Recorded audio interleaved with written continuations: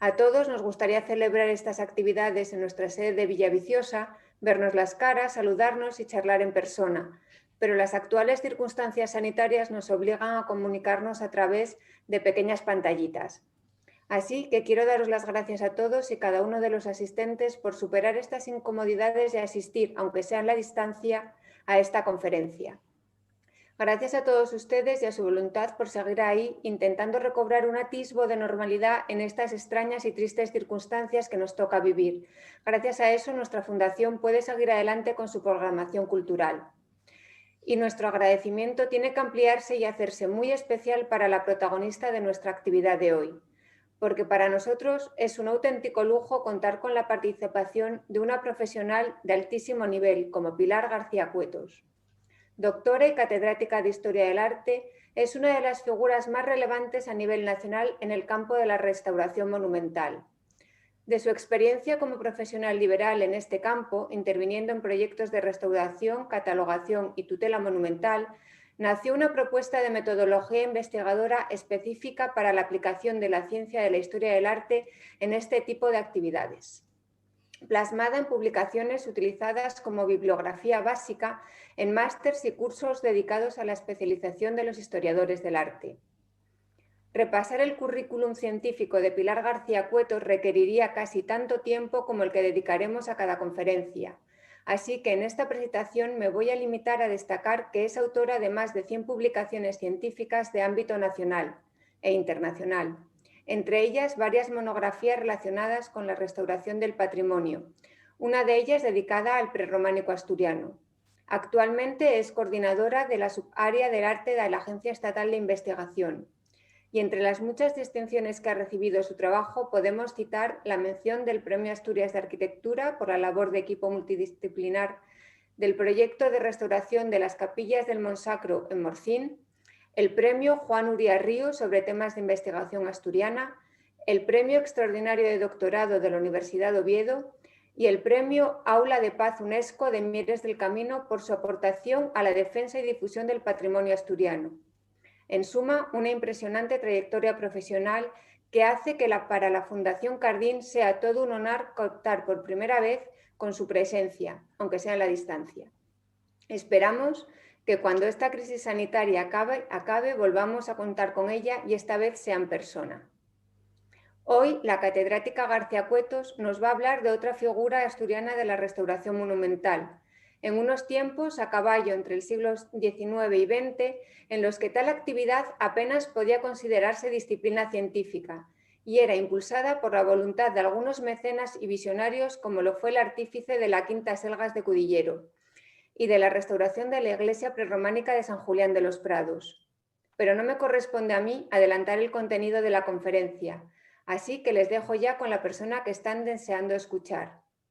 Comentarles, antes de darle paso a Pilar, que la conferencia va a ser grabada y que para no interrumpir a la conferenciante, hemos pensado que a través del chat pueden ustedes plantear las dudas o consultas que quieran hacer y luego al finalizar se les serán trasladadas a ella. Por lo tanto, Pilar, muchísimas gracias por estar con nosotros y te dejo ya con un público que no por estar separado cada uno ante su pantalla va a ser menos entusiasta. Cuando quieras, muchas gracias. Muchísimas gracias, Ketina, Enriqueta. Y bueno, es mi primera conferencia en esta versión pseudo enlatada y bueno, veremos cómo sale. Experiencia tengo en clases. Quiero dar las gracias especialmente al alumnado que hoy nos acompaña, porque son muchas horas delante del ordenador y este es un añadido más. También quiero dar muchísimas gracias a la Fundación por haberme invitado a hablar de Fortunato de Selgas y de la restauración, que todo el mundo sabe que es un tema que me apasiona. Quería dar las gracias también muy especialmente a Manuel Fernández por el precioso cartel que ha preparado, que me parece una joya. Quiero dar las gracias a compañeros y a compañeras de toda España que he ido viendo ahí rápidamente. Me he quedado realmente sorprendida. Os agradezco mucho que estéis aquí y al público en general. Espero no defraudar el interés que se haya podido suscitar con esta charla. Voy a compartir la pantalla para presentar el PowerPoint que he traído. Espero que entre bien, que no haya ningún problema. ¿Se ve? Necesito...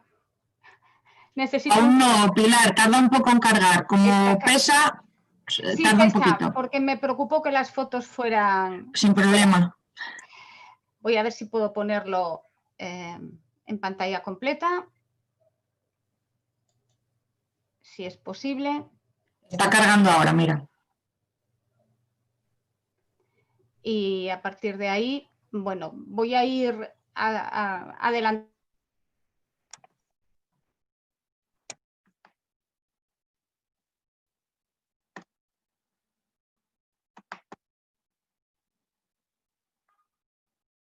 Obra, eso es otra de las características más llamativas de Fortunato de Selgas, que, bueno, en principio podía haber sido interpretado como un personaje, digamos que secundario, provinciano, con pocos recursos metodológicos y culturales a la hora de acometer la restauración, pero que espero que podamos ver que no es así.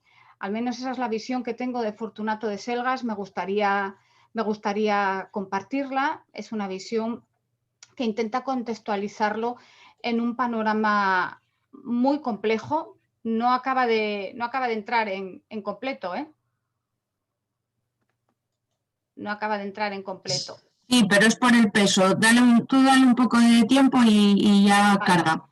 Bueno, pues en primer lugar quería decir que Fortunato de Selgas es realmente... Nada, que me salía el... ¿Perdón?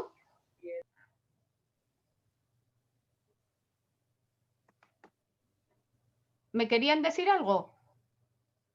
No te preocupes, Pilar, que silencio ya ahora. Vale, pues lo que decía es que Fortunato de Selgas realmente es un autodidacta, pero ya haré hincapié en ello. Ser un autodidacta no significa que estuviera aislado del mundo y de personajes muy relevantes de la ciencia, de la cultura y de la restauración en España, y que supo aprovechar esa relación. Podemos decir que es un asturiano abierto al mundo y que en realidad vivió tanto fuera como dentro de Asturias. Fortunato de Selgas nació en Cudillero, donde luego creó la magnífica finca que él y su hermano Ezequiel, a la que le dieron forma, el Palacio del Pitu, y falleció en Madrid. Precisamente en ese a caballo entre Madrid y Asturias pasó buena parte de su vida. Aunque estudió Derecho, Fortunato de Selgas se inclinó por los estudios arqueológicos. Estamos en un momento en el que discernir los límites entre lo que es la historia de la arquitectura, la historia del arte y la arqueología es muy difícil. El término historia del arte podemos decir que prácticamente todavía no había visto la luz tal y como lo entendemos hoy, y a él le interesan los estudios de la arquitectura del pasado. Publicó desde muy pronto en las revistas que podemos relacionar con la primera difusión de ese patrimonio. Hablamos de revistas de corte romántico, claramente, y sobre todo en las incipientes revistas como el Boletín de la Sociedad Española de Excursiones, que Lili Litvak, y me parece muy interesante esa aportación, relaciona no solo con el conocimiento directo de los monumentos, como yo había dejado escrito hace años, sino también con el interés por el entorno y por la naturaleza, que tiene mucho que ver con la difusión en España de teorías de pensadores como John Ruskin. De eso hablaremos después. Selgas tiene un reconocimiento nacional, es correspondiente de la Academia de Bellas Artes, de la Historia, de la de Bellas Artes y Ciencias Históricas de Toledo, perteneció a la Comisión de Monumentos de la provincia de Oviedo y se vinculó a la Academia de la Quintana, a un grupo muy selecto de intelectuales asturianos cuyo interés era realmente recuperar el patrimonio asturiano. También tuvo una relación muy estrecha con personajes del llamado Grupo de Oviedo, el grupo de profesores krausista de la Universidad de Oviedo, muy preocupados en el regeneracionismo basado en el fomento de la educación, y por su biblioteca, una importante biblioteca que, aunque mermada, hemos conservado, he podido comprobar que tenía una importante colección de volúmenes, sobre todo de historia de la arquitectura, de arqueología en aquel momento, y de historia de la construcción, y también de teoría y metodología de la restauración. Por lo tanto, estamos hablando de una persona que tiene un conocimiento que se puede calificar de privilegiado. Desarrolló una intensa labor, una gran labor como mecenas de las artes y sobre todo en la educación, y el único cargo, digamos, de relevancia que podemos, del que tenemos constancia en su vida es que fue muy poco tiempo, porque renunció a ello. No era Selgas amigo de grandes cargos, fue durante muy poco tiempo director del Museo Nacional de Reproducciones. Me está fastidiando muchísimo que no podamos ver la pantalla entera, porque, bueno... Pilar, intenta darle otra vez al pase de diapositivas, a ver. Porque ayer cuando probamos... Ahora, muy bien, perfecto, muchas gracias. Nada. Muchas gracias. Hasta que no cargó no me dejó. Bueno, estas son las escuelas Selgas, que es un reflejo de esa relación que tiene con los krausistas del Grupo de Oviedo, ese interés suyo en la renovación pedagógica. Por cierto, hay algunos importantes teóricos de la renovación educativa en Europa, como Giner de los Ríos y Guizot, en su biblioteca. Este es el Museo Nacional de Reproducciones que dirigió Selgas, que se instaló en el Casón del Buen Retiro. Hoy puede parecernos una empresa un tanto ingenua, pero en su momento tenía mucho valor educativo y pedagógico, porque permitía a un público un poco más amplio acercarse a las grandes obras que atesoraban los museos europeos. Hoy puede no tener tanto sentido, porque podemos acceder mediante las redes a cualquiera de esos museos, pero en aquel momento esas reproducciones podían ser muy útiles. Y su primer director fue un personaje muy relevante de esos estudios arqueológicos, históricos, como fue Juan Facundo Riaño. Aparte de estas influencias, de este contexto general de la biografía de Selgas, tenemos que hablar de dos tipos de influencias. Sus influencias directas, las que yo considero directas, las de las personas con las que tiene una relación más estrecha, y que están vinculadas al compromiso con Asturias y a la recuperación de sus monumentos. Fundamentalmente tenemos que hablar del Grupo de Oviedo. El llamado Grupo de Oviedo, ese selecto grupo de profesores de la Universidad de Oviedo comprometidos socialmente, que creían realmente que la regeneración de España, la renovación de España, la recuperación de esa España que estaba en crisis desde el desastre de 98, llegaría de la mano de la educación y de la ciencia. En este sentido, pues esta frase de Rafael Altamira, no olvidemos nunca que nuestros deberes académicos son deberes nacionales, me parece fundamental. Ciriaco Miguel Vigil, no sé por qué ha salido esa línea, en fin, lo vamos a dejar ahí. Ciriaco Miguel Vigil es otro personaje que tiene mucha relación con Selgas, con la Academia de la Quintana y la Comisión de Monumentos. Digamos que es el maestro de todos ellos, el personaje más venerable, y que además es el primer, digamos, la primera persona que hace una reflexión amplia sobre el patrimonio asturiano y elabora ese Asturias monumental, epigráfica y diplomática, que podemos considerar un primer intento de catálogo, de compendio del patrimonio asturiano. Buen amigo y colaborador de Selgas.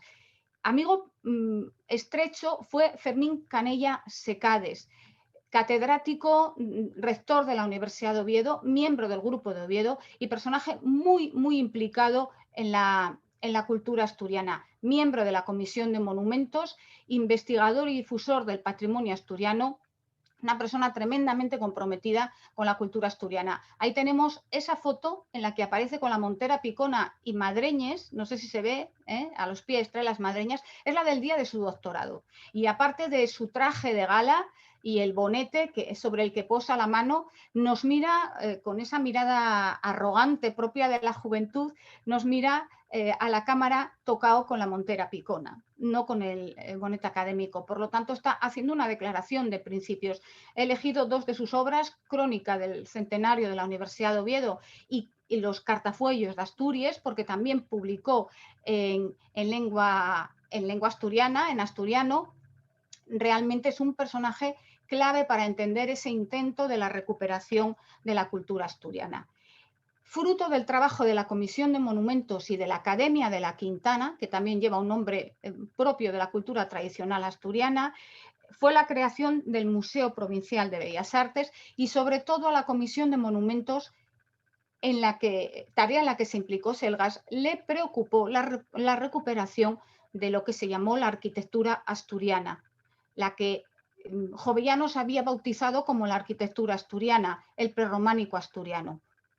Los resúmenes de actas y tareas de la comisión son un compendio de los esfuerzos que hizo la comisión por recuperar los monumentos asturianos, se hicieron visitas, se hacen estudios, etcétera, y se sientan las bases para esas primeras restauraciones. Las referencias exteriores de Fortunato de Selgas podemos considerarlas una coiné. Son un conjunto muy diverso de aportaciones, de lecturas, de las obras que tiene en su biblioteca, la relación que tiene con esos otros personajes, con algunos de ellos, que nos llevan a entender que Selgas elaboró, digamos que una cultura y un lenguaje propio que, como el de todos nosotros y de todas nosotras, es resultado de ese acervo que vamos acumulando a lo largo de nuestra historia. Sobre todo le interesaron a Selgas, en sus lecturas queda muy claro en su biblioteca, los estudios sobre metodología e historia de la arquitectura y los estudios sobre diferentes teorías sobre la restauración de monumentos. A estas aportaciones, tomando la cita de Rafael Martín Gaitero, las he denominado vientos de fuera. Y realmente hay que tener en cuenta que esta imagen que tenemos de la España aislada o de la Asturias provinciana no tiene realidad, no guarda relación con la realidad, porque estamos hablando de personajes que tienen acceso a la lectura. Y como muy bien dice Rafael Martín Gaitero, el problema de España no era un problema de aislamiento cultural, porque la clase lectora, la clase que podía acercarse a los libros, contaba en ese momento con traducciones de las obras fundamentales de la cultura europea y de los pensadores europeos. Es más, en el caso de Selgas, que era francófono, hay que tener en cuenta que la burguesía, las clases acomodadas, tenían como segunda lengua casi obligada el francés y que ya había una minoría que conocía el inglés. Y hablando de inglés, tenemos aquí un personaje que va a tener una influencia bastante mayor de la que se pensaba en la cultura española de entre siglos. Estamos hablando de John Ruskin. Ruskin es el gran defensor de la conservación de los monumentos y desde un primer momento, antes de que Viollet-le-Duc elaborara sus teorías fundamentales, ya señalaba que la restauración es un acto imposible.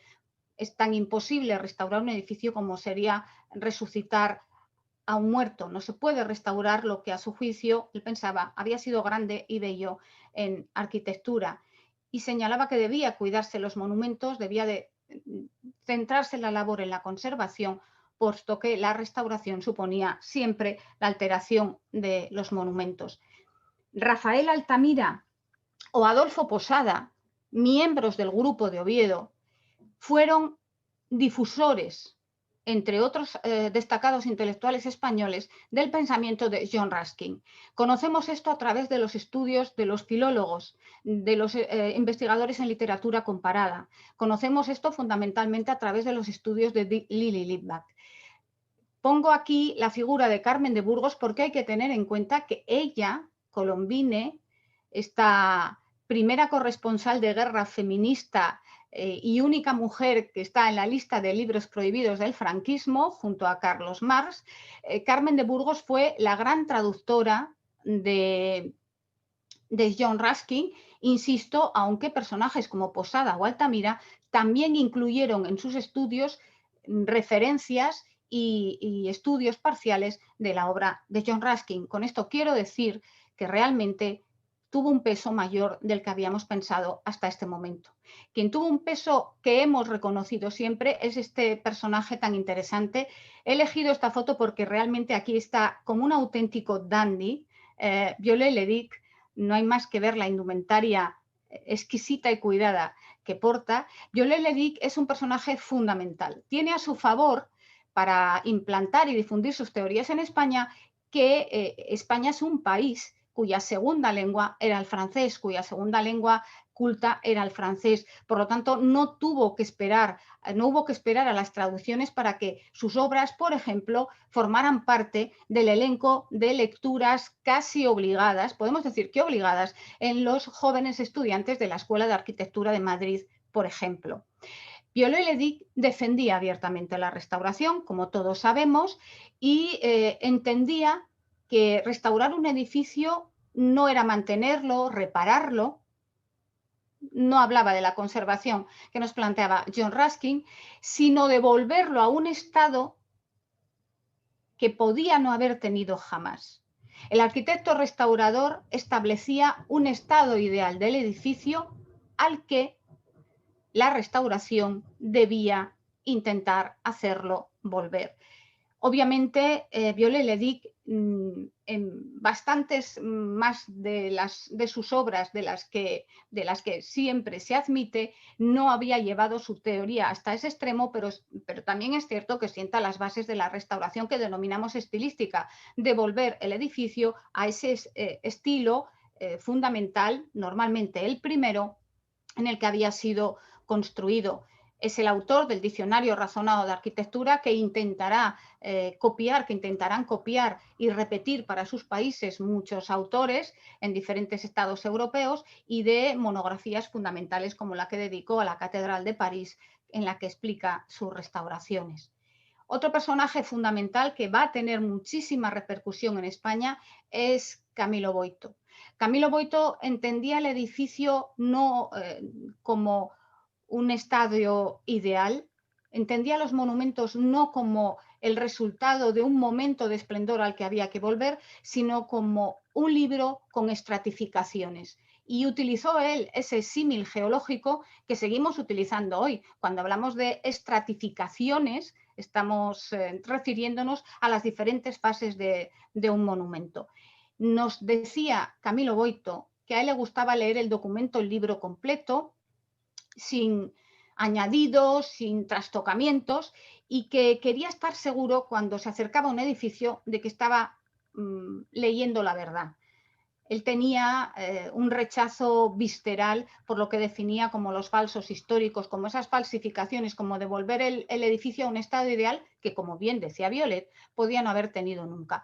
Pero por otro lado, era partidario de devolver a los edificios y de conservarles su viejo aspecto artístico y pintoresco. Quiere esto decir que admitía que pudiera haber algunos cambios que acompañasen a la restauración. Esto es muy importante.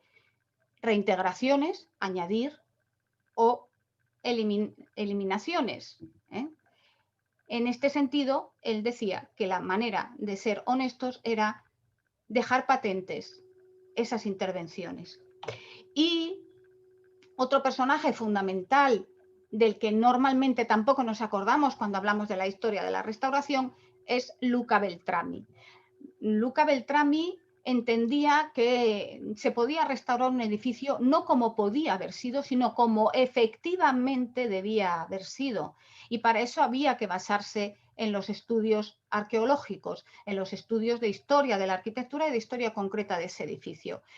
Él decía, y a mí este párrafo suyo, estas frases suyas, estas reflexiones me encantan, que había que hacer un poco de economía en la retórica a los recuerdos del pasado y escatimar menos esfuerzos para guardar esos documentos del pasado, para tutelarlos, menos referirnos a las grandezas del pasado y más conservar los documentos y los monumentos de ese pasado, que son testigos de esa grandeza. Me parece una postura tremendamente práctica y tremendamente sensata.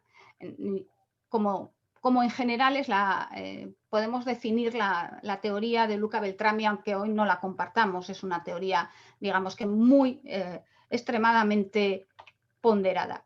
En España, el receptor de todas estas teorías es Vicente Lampérez y Romea.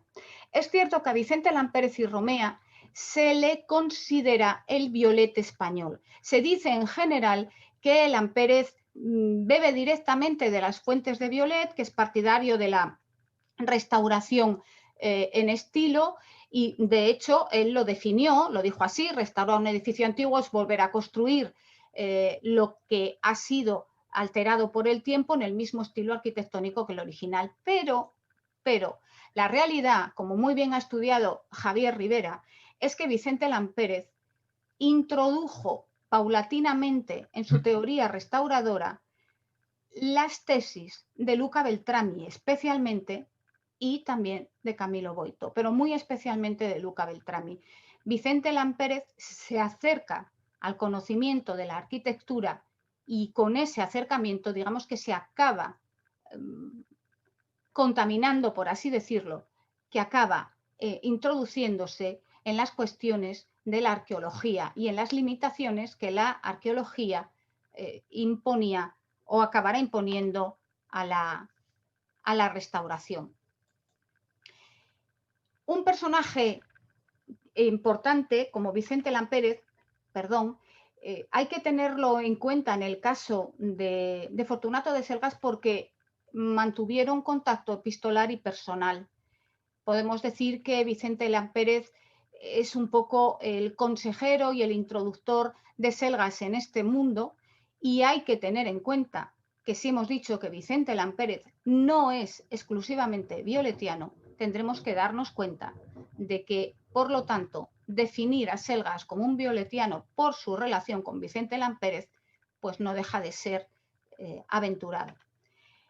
Este otro personaje, Choisy, es muy importante para Selgas. Tiene casi todas sus obras. El arte de construir entre los romanos, el arte de construir entre los bizantinos. Es un ingeniero, no es un arquitecto. Es un gran historiador de la arquitectura, sobre todo de la historia de la construcción, y él entendía que la buena arquitectura es ante todo una buena construcción. Le preocupa cómo se construyen los edificios, cómo se articula la arquitectura. Choisy es muy interesante, es muy importante porque es el introductor de la representación gráfica de la arquitectura utilizando la axonometría. Esas visiones, sobre todo desde abajo, podemos decir que nos permiten entender los edificios, sobre todo con sus problemas espaciales. La biblioteca de Selgas tiene las obras de este destacadísimo estudioso de la arquitectura, y la manera en la que aborda Selgas la arquitectura, el análisis de la arquitectura, cuando analiza los edificios prerrománicos y sobre todo cuando analiza Santullano en su monografía, deja muy claro que sobre todo le interesa la percepción del espacio. Y en este sentido, la influencia de estas lecturas, de estas obras de Choisy que tenemos en su biblioteca, nos parece patente. Hay que tener en cuenta que el dibujo axonométrico fue muy determinante en la renovación de la historia de la arquitectura en España. Fue aplicado por Manuel Gómez Moreno en sus obras, en sus primeros trabajos, y por lo tanto queda muy claro que a medida que avanzaba el conocimiento de la arquitectura, que avanzaban esos estudios que todavía no podemos definir como historia del arte, pero sí como historia de la arquitectura relacionados con la arqueología, hay que tener en cuenta que a medida que se analizaba científicamente los monumentos y preocupaba más el espacio, los sistemas constructivos para entenderlos, los trabajos de Choisy se hicieron muy fundamentales. Selgas estaba al tanto de sus trabajos. También estaba al tanto de sus trabajos y mantenía una estrechísima relación con Brutels. Es un paleógrafo, historiador de la arquitectura francés, durante mucho tiempo afincado en Burdeos, con el que Selgas mantuvo contacto epistolar, con el que mantuvo contacto la Comisión de Monumentos de Asturias, al que enviaron sus trabajos, al que Selgas envió sus trabajos, que se conservan en el archivo personal de este investigador en la Universidad Michel de Montaigne de Burdeos, y que incluso, y adelanto una primicia de algo que estoy trabajando, a raíz de ese intercambio, de ese interés que la Comisión de Monumentos y Fortunato de Selgas quieren desarrollar en él por el prerrománico asturiano, pues viajó a Asturias, hizo un viaje a Asturias que podemos fechar en 1908 y del que se conservan algunas fotografías y algunos dibujos muy interesantes. Iglesias primitivas de Asturias, una de las primeras obras que ampara la Comisión de Monumentos de Inocencio Redondo, fue enviada y criticada, analizada por Brutels, y aquí tenemos una carta que se conserva en Burdeos, en su archivo en Burdeos, en la que hace un análisis y pide que se haga un nuevo estudio con más dibujos y, y un material gráfico complementario, al que da respuesta, de alguna manera, la obra Iglesias obetenses de Fortunato de Selgas.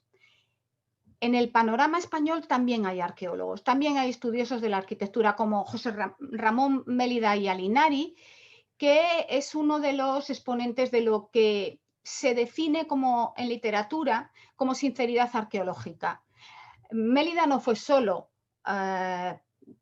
un investigador, también fue un novelista que quiso llevar el conocimiento científico a la novela histórica y que pertenece a una corriente estética y literaria que Litvak define como la sinceridad arqueológica, el reflejo del conocimiento científico en la literatura y en la restauración, al final también. Veremos cómo cada vez pesa más ese conocimiento científico. Aquí tenemos dos novelas poco conocidas de Mélida. Todo este panorama tan complejo, todos estos autores que están llegando a España, que están siendo conocidos, que están en bibliotecas de personajes como Selgas, generan un caldo de cultivo muy complejo que hicieron que se desarrollara en España una síntesis muy libre y muy creativa de la restauración. Voy a poner dos ejemplos concretos de un mismo arquitecto restaurador para que entendamos que no existe un lenguaje único para los arquitectos restauradores y que esta definición que hemos estado haciendo, esta compartimentación, este es violetiano, aquel es boitiano, no tiene mucho caso en la realidad. Tenemos, como decía, dos ejemplos concretos que he seleccionado porque me parecen significativos de esa coiné, de esa disparidad de metodologías y de síntesis restauradoras en Manuel Aníbal, Álvarez y Amoroso. Es el restaurador de San Martín de Fromista, una restauración criticadísima porque en realidad se supone, se entiende, se lee hoy como la recreación de un edificio medieval completamente alterado. Juan Luis Senra hace un análisis de cómo la restauración arrasó toda la posibilidad de un conocimiento real en este momento arqueológico de la iglesia. Por lo tanto, estamos ante una restauración estilística que podemos calificar incluso de recreadora. Pero el mismo Manuel Aníbal Álvarez de Amoroso restauró San Juan de Baños de Cerrato en Palencia, una restauración de mínimos en la que retiró el falso techo que ocultaba la armadura, en la que desencaló los muros, retiró el retablo y dejó la iglesia tal y como había llegado. No se planteó en ningún momento rehacer la cabecera triple con los tres ábsides aislados original. No se planteó una restauración devolviendo el edificio a ese estado original. ¿Por qué en Fromista lleva la restauración al extremo y en San Juan de Baños no? La tesis de Javier Rivera que comparto es que estos edificios altomedievales estaban dotados de una carga documental tan grande que los arquitectos restauradores encontraban el límite que marcaba el conocimiento arqueológico, encontraban el límite de su falta de manejo de los recursos de la arquitectura altomedieval, se movían obviamente mucho mejor en el románico y en el gótico y por lo tanto limitaban sus intervenciones. Y ya para terminar tenemos la corriente ruinista, la corriente que vinculada a John Ruskin arraiga y no precisamente en los sectores más avanzados, más progresistas. A John Ruskin se le relaciona, es recibido entre otros personajes y traducido por Julián Besteiro, el dirigente histórico socialista. No, precisamente Ruskin y su teoría ruinista arraiga en la élite social. En su discípulo más directo, su seguidor más directo es el marqués de la Vega Inclán, que hacía una encendida defensa en 1915, que lo que había que conservar en la Alhambra era la ruina visible, carcomida, redondeada, y criticaba a los restauradores porque alteraban esa ruina que, a su entender, era lo único que había que conservar. Su experimento más claro de restauración ruinista es la intervención en los restos del patio del yeso de los Reales Alcázares de Sevilla. Francisco María Tubino los había localizado, los había identificado envueltos, como vemos aquí, en un montón de construcciones y macizos posteriores. Lo que siempre habíamos pensado es que Vega Inclán, bueno, en realidad él indica, lo hace el arquitecto José Gómez Millán, lo que había hecho es dejar el patio del yeso así, vistos los macizos de ladrillo, pero estas fotografías nos permiten ver que lo que Vega Inclán restauró no fue una arquitectura, fue una ruina. La hiedra envuelve todo y nos devuelve la imagen de una ruina. Esta magnífica fotografía del archivo del Real Alcázar nos permite ver que lo que quería Vega Inclán era cubrir esos macizos, dejar los pocos restos que había envueltos en esa hiedra. Por lo tanto, está restaurando una ruina. Esa restauración ruinista desapareció en los años 70 con la restauración de Rafael Manzano, que incluso rectificó y recreó los arcos que Vega Inclán había dejado en su estado desplomado. Todo esto es el contexto, el entorno cronológico directo de la restauración de San Julián de los Prados. Y Selgas no permaneció ajeno a él. No es un simple erudito provinciano que había leído a Viollet-le-Duc y se había quedado con esto. Es un hombre con una amplia cultura que ha viajado por Europa, que lee directamente a algunos de los autores a los que he mencionado y que mediante sus relaciones directas, como el grupo de Oviedo, por ejemplo, conoce perfectamente a los otros autores que no figuran en su biblioteca. Que no los cite en sus obras no significa que no estuvieran en su biblioteca, que no los hubiera leído y desde luego que no los hubiera comprendido. Esta monografía que escribió Fortunato de Selgas es fundamental para entender la restauración de Selgas. Nos da todas las pistas. Bueno, aquí tenemos, he querido recoger la que le envió a Brutels, a Burdeos, porque me parecía como muy entrañable. En su monografía, Selgas nos dice cuál es su teoría restauradora, nos cuenta cuál es su teoría restauradora. ¿Y cuál es esa teoría restauradora? Esto hace a Selgas un personaje muy relevante, porque pocos arquitectos restauradores del momento son tan minuciosos a la hora de hacer un panorama general de la restauración y en situarse. Estamos hablando de Lampérez, de Torres Balbás y de poco más. Y Selgas está haciendo este análisis. Él entiende que hay que evitar el conservadorismo extremo, ese no tocar el monumento de John Ruskin, la antirrestauración, pero también hay que evitar la restauración radical. Se está posicionando claramente contra las restauraciones llevadas al extremo del estilismo del riprístino. Por lo tanto, está oponiéndose a Viollet, claramente. Lo dice con estas palabras. No a las restauraciones radicales. Critica a los antirrestauradores. porque acaban convirtiendo el monumento en una poética ruina cubierta de hiedra, lo que estaba haciendo el marqués de Vega Inclán en los Alcázares de Sevilla, parejo a lo que él estaba haciendo en San Julián de los Prados, estamos hablando del entorno de 1915. Él dice que en ese sentido ha seguido el camino abierto por otros arquitectos, por arquitectos extranjeros y españoles. Y cita algunos, y realmente cita arquitectos muy diversos, que nos hacen ver que ese panorama tan complejo que hay en España, ese caldo de cultivo complejo, también lo está viviendo Selgas. Pero critica también las restauraciones estilísticas. No hay que eliminar estratos históricos valiosos.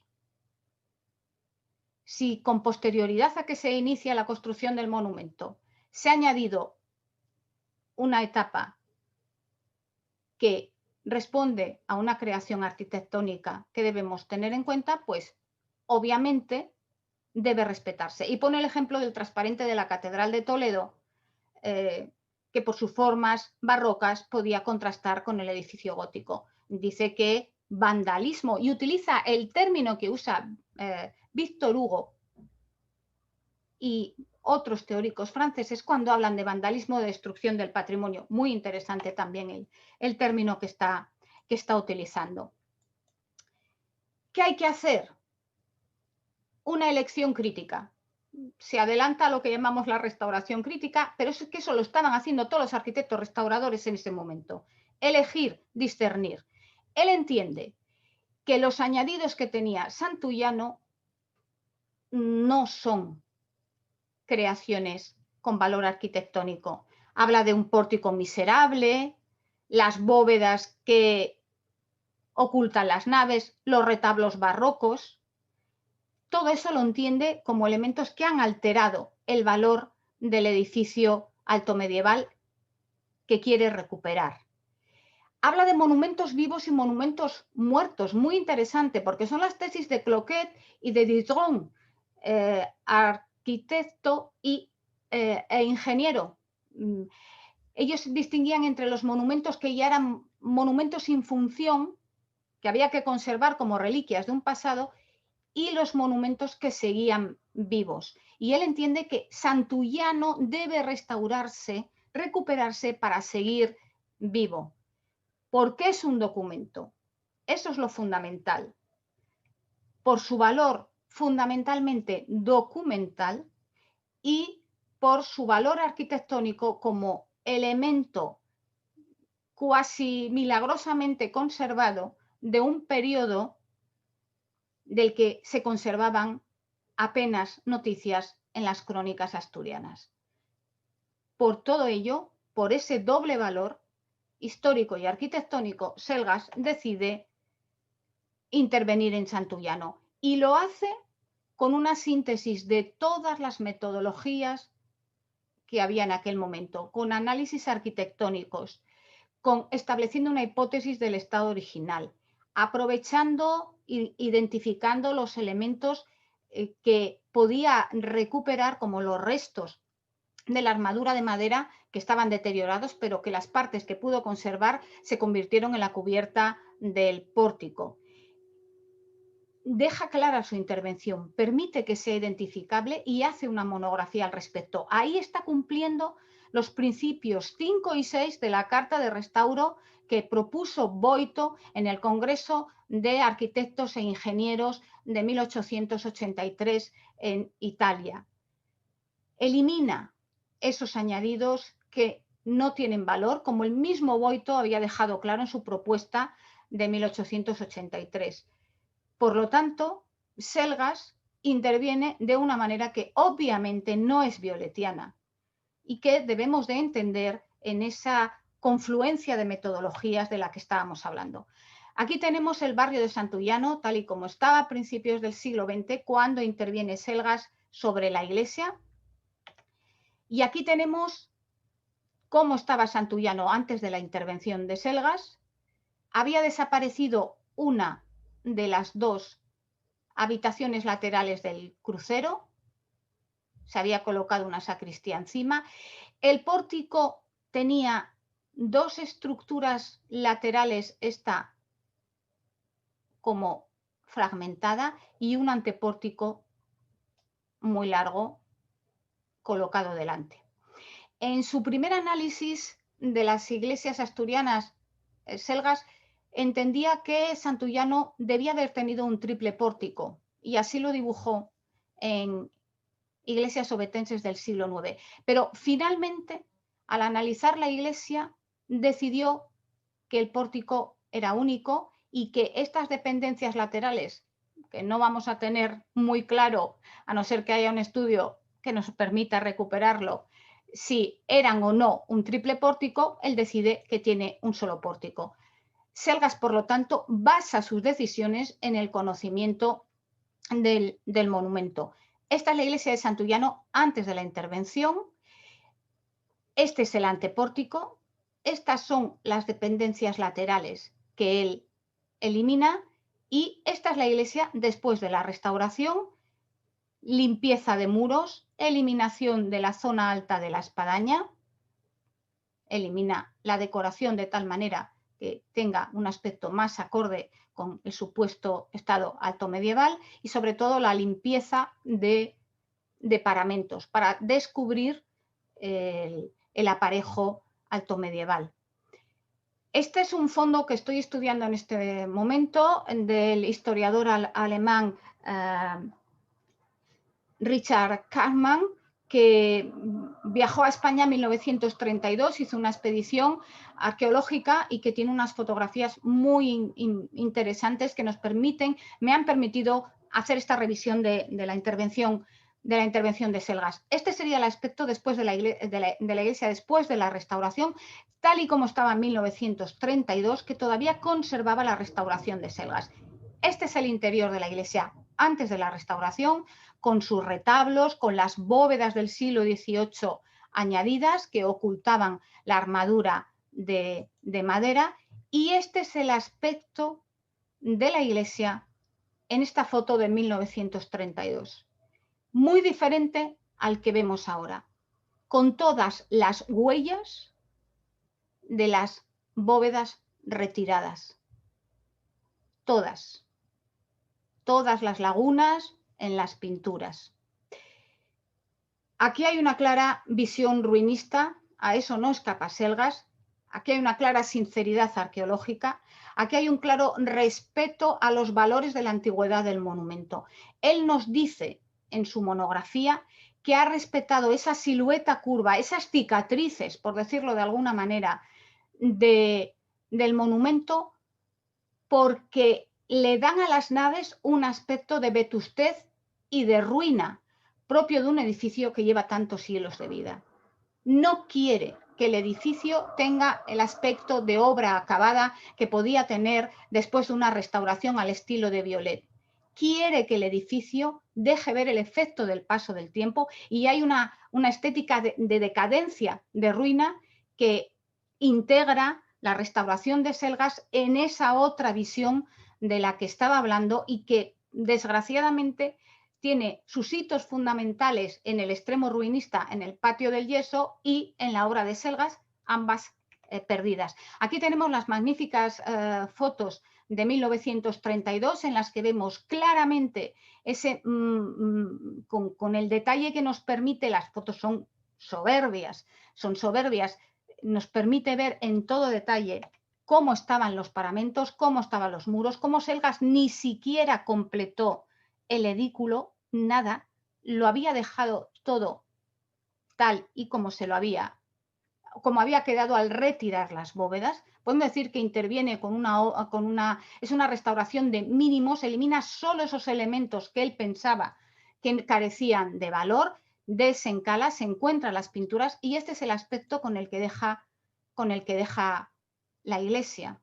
Este es el aspecto de Santullano en estas maravillosas fotografías después de la restauración de Selgas, que tuvo como una consecuencia muy importante, que fue contra la restauración de Selgas con el tiempo, que fue la identificación y la difusión científica de las pinturas. Una difusión que ha permitido integrarlas en la memoria colectiva, porque incluso antes de los grandes estudios de Slunk y de Magín Berenguer, las pinturas ya se habían difundido en las revistas, por ejemplo, en La Esfera, a las que podía acceder un público muy amplio. También decidió Selgas limpiar los paramentos exteriores de la iglesia, generándonos un problema que a día de hoy no podemos resolver. En el informe que hizo Vicente Lampérez para declarar monumento nacional la iglesia de Santullano tras la restauración, define el aspecto de la iglesia encalada como el de una vulgarísima iglesia pueblerina. Realmente aquí estamos ante una clara herencia de la visión romántica de la arquitectura medieval de piedra vista. Hoy sabemos que este es un problema y un problema añadido para la conservación de las pinturas, pero en aquel momento fue recibida, muy bien recibida la restauración de Selgas, entre otras cosas, por desvestir esta iglesia. Vamos a darle una vuelta alrededor al Santullano en 1932 con estas maravillosas fotografías. Aquí tenemos el cementerio. Vemos cómo Selgas respetó los restos del enlucido que hoy nos permiten investigarlo. Había bastante más de lo que hay ahora, si se hace un análisis de estas fotos. Ahora estamos de frente. Restauró, como bien sabemos, restauró las celosías tomando como modelo la original. Esta es una maravillosa vista. Qué nostalgia, Dios mío, de ese Santullano en un entorno rural sin la autopista. Esta es una vista lateral de la monografía de Selgas en la que vemos cómo había reconstruido la habitación lateral del crucero, tomando como base los restos y los cimientos que encontró. Este es el aspecto que tenía en 1932, con este cierre, digamos, precario de esa dependencia, con la ropa tendida. Uno de los problemas que se planteaban Selgas y los miembros de la Academia y de la Comisión de Monumentos es la recepción del monumento en un entorno completamente rural, como hemos visto. Podemos decir que era una pequeña parroquia de pueblo. Eso le preocupaba a Selgas. Selgas quería que la iglesia dejara de ser la parroquia semirural y se convirtiera en una iglesia altomedieval en la que se volviera a recuperar la liturgia altomedieval, la liturgia mozárabe. Lo que se consiguió en Valdedios, Selgas lo quiso para Santullano y propuso que se construyera una nueva parroquia muy amplia a la que la gente pudiera llevar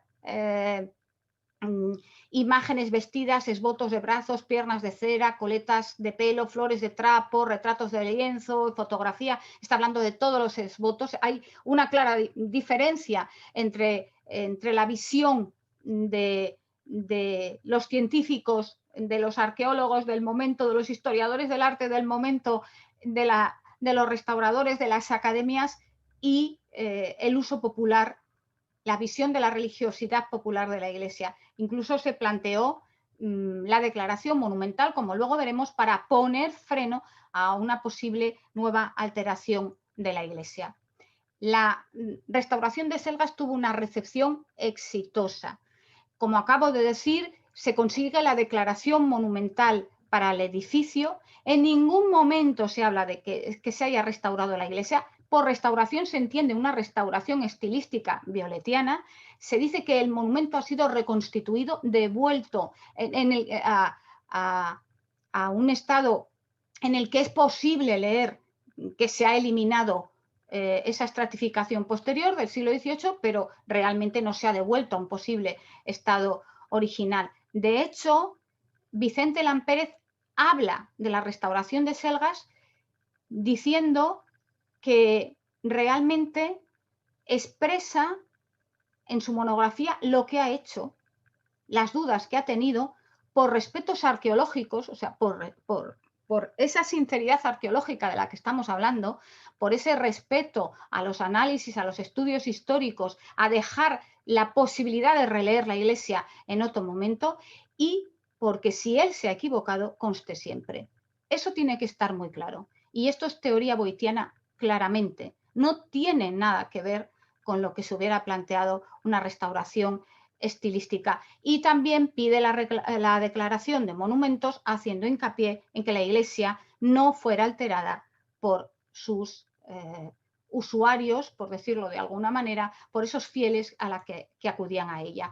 Esta imagen que Selgas nos deja perfectamente visible en las fototipias que acompañan a su monografía, con ese aspecto de ruina, de degradación, de decadencia, con esa melancolía propia de finales del siglo XIX, de principios del siglo XX, por las culturas y las civilizaciones y por los momentos de esplendor pasado, desapareció. Desapareció por el éxito de las pinturas, por el interés en las pinturas, porque Santullano se convirtió exclusivamente en sus pinturas. Hasta día de hoy, desde los estudios de las primeras imágenes de Selgas, los estudios que se han sucedido y las restituciones virtuales, y hoy la iglesia ha sido restaurada en función de las pinturas y se ha perdido esa sinceridad arqueológica y esa estética ruinista, melancólica o romántica, si queremos, propia de Selgas. Donde sí tuvo también repercusión en la obra de Selgas, las ideas de Selgas y el ejemplo de la restauración de Selgas en Santullano fue en otros edificios prerrománicos. En concreto, en la restauración, que también costeada con dinero de Selgas, como Santullano, porque hay que decir esto, Selgas costeó la restauración de Santullano y la de Valdedios, se llevó a cabo la restauración por José Fernández Menéndez, inmediatamente después de la de Selgas y Santullano, de San Salvador de Valdedios, una de las muy interesantes imágenes que en este momento estoy estudiando. Este es el aspecto que tendría Valdedios en 1932, este magnífico interior en el que se había retirado el encalado, se habían descubierto las pinturas prerrománicas, pero se había dejado un testigo de las pinturas que en el siglo XVIII habían cubierto el ábside. Un testigo de un estrato posterior. Es algo absolutamente excepcional, que nos habla de ese peso que los estudios históricos, arqueológicos y artísticos estaban teniendo ya a principios del siglo XX, la restauración en España. Otro ejemplo muy interesante, esta imagen perdida, desaparecida en la voladura del 34, de la Cámara Santa. Este es el estado de la Cámara Santa antes de la restauración de Cuesta y Sandoval, que sigue a la de Valdedios, y que nos había devuelto la Cámara Santa, había sido desencalada y en la que se había intentado recuperar ese aspecto más próximo a la Alta Edad Media. Otra imagen maravillosa de Kaufmann de 1932. Finalmente, y para terminar ya, voy a referirme a las palabras con las que Vicente Lampérez sintetizó el trabajo de Selgas en Santullano. En todo momento habla de lo hecho por Selgas, no se vincula a lo hecho por Selgas. Esto es también muy importante porque se ha llegado a decir y hemos llegado a creer que Vicente Lampérez es en realidad el restaurador de Santullano. Podemos saber que no es así. La monografía de Selgas nos permite entender que fue Selgas el que reflexionó, el que intervino y el que tomó decisiones. Es más, Vicente Lampérez, que tenía un carácter, digamos, fuerte y que estaba acostumbrado a grandes debates públicos, no hubiera perdido la oportunidad de, perdónenme la expresión muy coloquial, apuntarse el tanto de la restauración de Santullano con el éxito que tuvo. En todo momento reconoce que es una restauración de Selgas, por lo tanto no cabe seguir quitándole valor a Selgas y poniéndoselo a Lampérez. Ya está bien de ser excesivamente modestos desde Asturias y con nuestros personajes, nuestros primeros y únicos digamos que hitos en la restauración española. Ya está bien, hay que colocar las cosas en su sitio, sin grandonismos, como decimos aquí, pero bueno, con un análisis ponderado. Para terminar, decía, me refiero a las palabras con las que Lampérez define la restauración de Selgas y define la actitud de Selgas. Él dice que es una persona muy modesta. Todos los que conocieron a Selgas coinciden en que rechazaba continuamente, bueno, digamos que los puestos de relumbrón, que su satisfacción básicamente era impulsar la cultura. Quizá esa relación con el grupo de Oviedo, esa influencia del krausismo le convencen de la misión del mecenazgo educativo y cultural, y terminaba Lapérez diciendo que lo hecho por Selgas en la Basílica de Santullano se alaba por sí mismo. Y yo estoy completamente de acuerdo. Lo hecho por Selgas en Santullano, que ahora podemos conocer afortunadamente por estas fotografías que hoy podemos ver, pues se alaba por sí mismo. Y con esto termino. Muchísimas gracias. Pilar, muchísimas gracias por esta maravillosa conferencia, esta presentación de un personaje muchas veces desconocido, como muy bien decías, y por esta contextualización tan concisa que nos hiciste de la figura de Fortunato de Selgas. Yo no sé si alguno de los asistentes tiene alguna pregunta que hacer o que hacer algún comentario, que veo que en el chat no los hay. Entonces, si queréis, no sé, transmitir alguna pregunta.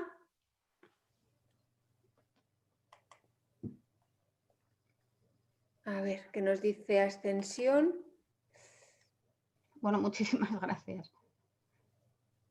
Creo que nos lo has dejado todo, Pilar, muy claro, porque no nos están trasladando ningún tipo de duda. Entonces, sí, aquí, Ascensión Hernández nos plantea una duda. Pregunta si se puede saber algo acerca de la recepción social en el momento. Muchísimas gracias y saludo a mi compañera Ascensión Hernández y a otra compañera, a Pilar Mogollón, desde Extremadura y desde Zaragoza. Llevamos mucho tiempo trabajando en cosas compartidas. Pues sí, la recepción fue muy buena. La Comisión de Monumentos estuvo encantada. La Academia de Bellas Artes y la Academia de la Historia estuvieron de acuerdo en alabar la restauración de Selgas. Por eso se declaró Monumento Nacional la iglesia. La Sociedad Culta Asturiana la recibió muy bien. A partir de ahí se hacen restauraciones que intentan imitar la propuesta de Selgas en Valdedios, en la Cámara Santa. Se rompe un poco el esquema de otras restauraciones anteriores. Digamos que todo esto tiene su culmen en la restauración ya en los años 30 de Santa María del Naranco. Para los habitantes del barrio de Santullano, probablemente la recepción hubiera sido diferente, porque a ellos directamente se les limita la capacidad de intervenir desde su religiosidad popular en la iglesia. No pueden volver a poner retablos, no pueden volver a poner imágenes. Yo creo que esa sería la doble recepción. La recepción en general en las instituciones de tutela y en el mundo, entre comillas, culto, el mundo académico, pues fue muy buena. Y en el ámbito más popular, sencillamente su iglesia cambió de un día para otro y ya no pudieron tener todos sus santos, sus flores, sus trenzas y sus esvotos dentro de la iglesia. Siempre pasa así cuando restauramos. Ahora nos planteamos que la restauración debe tener en cuenta los receptores primeros de la restauración, que son las personas que van a disfrutar del patrimonio y que son la comunidad que es más cerca de ese patrimonio. En ese momento, ese planteamiento todavía quedaba muy lejos. Pues muchísimas gracias, Pilar. Yo creo que la duda ha quedado bien resuelta. Y comentaros a todos que la videoconferencia ha sido grabada y podrá estar disponible en el canal que tiene la Fundación José Cardín Fernández en YouTube a partir de mañana, por si alguien la quiere volver a escuchar. Pues muchísimas gracias a todos. No, muchísimas gracias a tantas personas que estoy, bueno, sorprendida de que hayan querido escucharme. Muchísimas gracias. Y si alguien tiene alguna cosa que prefiere decirme más en privado, comentarme, bueno, mi correo está ahí, soy fácil de localizar y quedo a disposición de todo el mundo. Muchísimas gracias a la Fundación porque realmente no por esta conferencia, sino por su labor en general, están contribuyendo a la conservación del patrimonio, porque conociéndolo y apreciándolo es como entre todos contribuimos a conservarlo. Entonces quiero darles las gracias públicamente. Muchas gracias, Pilar. Sí, es una labor conjunta, yo creo que de todos, para poder transmitirlo y que el resto de generaciones también lo puedan disfrutar como nosotros. Muchas gracias, Pilar. Muchísimas Gracias a todos. Buenas noches. Pues gracias y hasta la próxima videoconferencia. Gracias a todos. Hasta luego. Hasta luego.